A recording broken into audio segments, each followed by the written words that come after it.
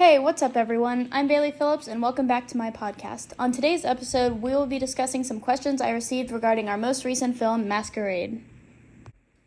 So the first question is, how does your product use or challenge conventions, and how does it represent social groups or issues?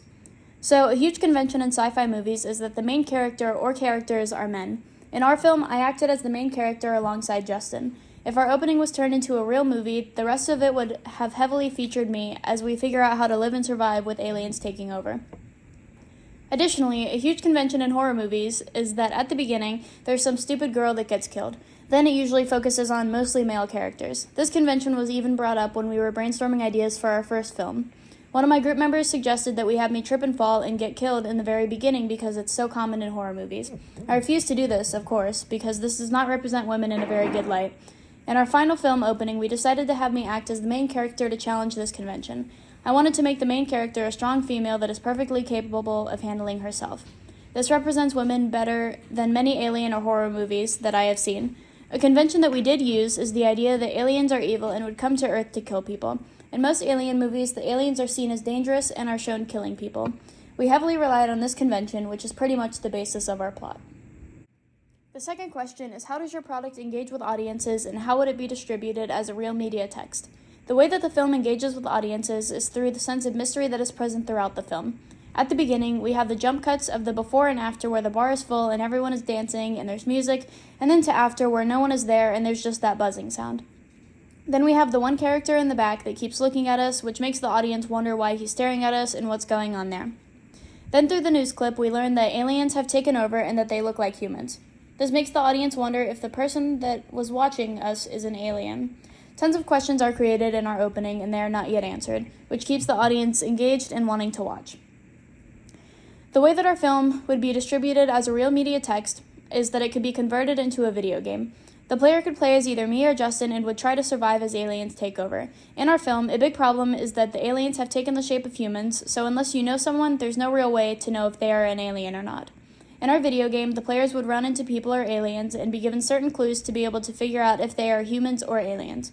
After they figure out if the character is a human or alien, they could either take them into their group or kill them.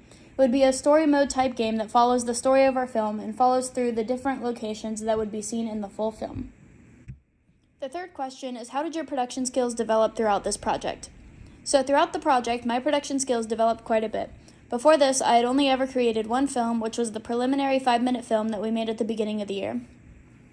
We did not have any idea what we were doing and did not have much time to make that film. There were a lot of things that I wanted to do better for this film, and I think we did a fairly good job. One of the main things was to slow the story down and make it more believable, rather than having the entire story happen quickly within only a couple minutes. Also, my knowledge of editing definitely improved. Just like the first film, Justin was our main editor, but I was there to watch and offer suggestions. Through watching him, I learned that there is so much you can do and that making seemingly simple things, like the banner on our news clip, can be very complicated.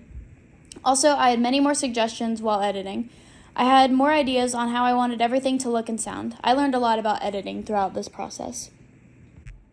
The fourth question we have is there anything that you would have done differently if you could do this again?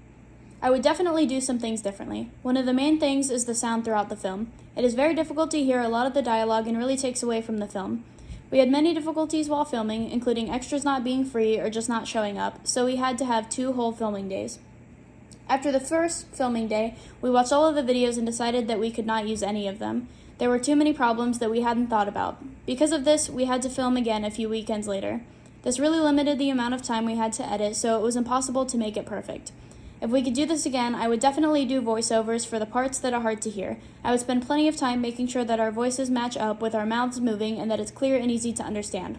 Unfortunately, we cannot do this again, but I will keep this in mind for any future films that I make. Our fifth question is, how did you integrate technologies, software, hardware, and online in this project? We integrated technology into our project so much from start to finish. Even at the very beginning, we utilized online technology.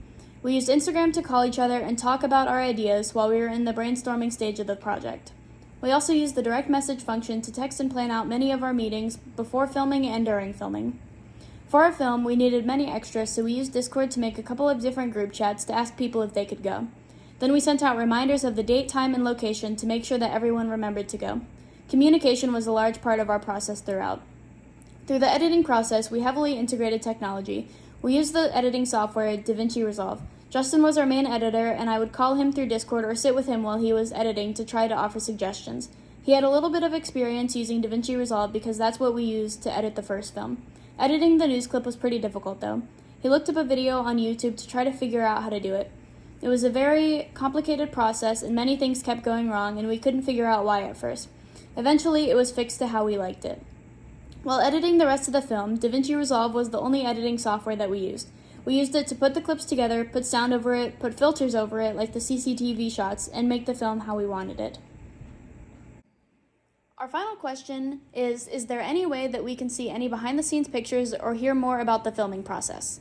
Yes, on my blog, I have blog posts from every week describing our process of brainstorming, storyboarding, filming, editing, everything from the very beginning to the very end of the project. There are 2 posts each week, and each post has at least 1 picture on it. It answers any possible questions you guys could have about our process, but if you have any more, don't be afraid to ask. I will put the link for my blog in the description, so go check that out. Alright, well that's all I have for this episode. Make sure to like and subscribe and turn on notifications so you can know when my next podcast comes out. See you next time.